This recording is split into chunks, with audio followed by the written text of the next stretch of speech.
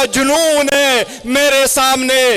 وہ لوگ جو کوشش کرتے تھے اسلام آباد میں ان لوگوں سے زیادہ کنٹینر رکھے، انہوں نے قانون سازی کی، کہہ رہے تھے کہ ہم نے اسلام آباد کو پنجرہ نہیں بنانا، آج انہوں نے اسلام آباد کو پنجرہ بنا کے دکھایا۔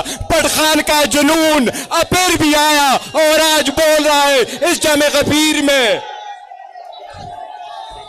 یہ حکومت جو قانون سازی کرتی ہے، یہ جعلی حکومت، یہ فارم 47 کی حکومت قانون سازی کرتی ہے تو رات کے اندھیرے میں قانون سازی کرتی ہے تو اپنے آپ کو انارو دینے کے لیے۔ اب انارو کا وقت ختم ہو گیا، اب ماننا پڑے گا عمران خان صاحب ایک حقیقت ہے، اس کو قبول کرنا پڑے گا۔ یہ 90 کی دہائی نہیں ہے جس میں کی سیاست میں سے کسی کو مائنس کرے۔ اب عمران خان مائنس کی سیاست کبھی بھی تاریخ میں نہیں ہو سکتی۔ انشاءاللہ عمران خان طے ہے اور انشاءاللہ ترا لیڈر رہیں گے۔ میں آپ کو یاد دلاؤں، اس حکومت نے، ان کے کارندوں نے 8 فروری کو آپ کے مینڈیٹ پہ ڈاکہ ڈالا۔ آج دیکھو دنیا کی ہسٹری یہی سکھاتی ہے ہمیں کہ جس ملک کا لیڈر کرپٹ ہو وہ ملک کبھی ترقی نہیں کر سکتا۔ آج دیکھو بلوچستان ہاتھ سے نکل رہا ہے، آج دیکھو عدلیہ میں نئی قانون سازی کی کوشش کی جا رہی ہے، مرضی کے ججز لگائے جا رہے ہیں، ججز کی مدت ملازمت بڑھائی جا رہی ہے۔ پاکستان تحریک انصاف واضح کرنا چاہتی ہے اب وہ وقت نہیں رہا۔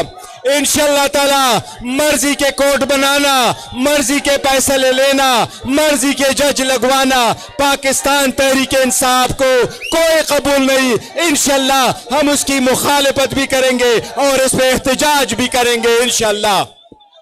ہم آپ کو بتائیں، ایک بات یاد رکھو، خان صاحب وہی لیڈر ہے آپ کا جو کہتے تھے نہ خود جھکوں گا نہ آپ لوگوں کو جھکنے دوں گا۔ وہ آپ کے لیے ویژن رکھتے ہیں، وہ آپ کے لیے اسٹرگل کرتے ہیں، وہ آپ کے حقوق کے لیے ایبسولوٹلی ناٹ کہتے ہیں۔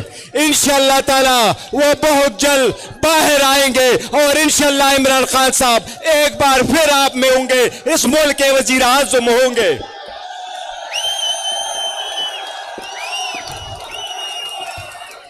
200 سے زیادہ کیس بنوائے گئے، 40 دہشت گردی کے پرچے کروائے گئے، جیل میں ڈالا گیا، شاہ محمود قریشی صاحب کو دھکے دیے گئے، بشرا بی بی کو مین ہینڈل کیا گیا۔ یہ باور کرانے کی کوشش کی کہ لوگ بھول جائیں گے، لوگ بھولنے والے عمران خان صاحب اور اس کے نظریے کو بھولنے والے نہیں ہے۔ انشاءاللہ تعالی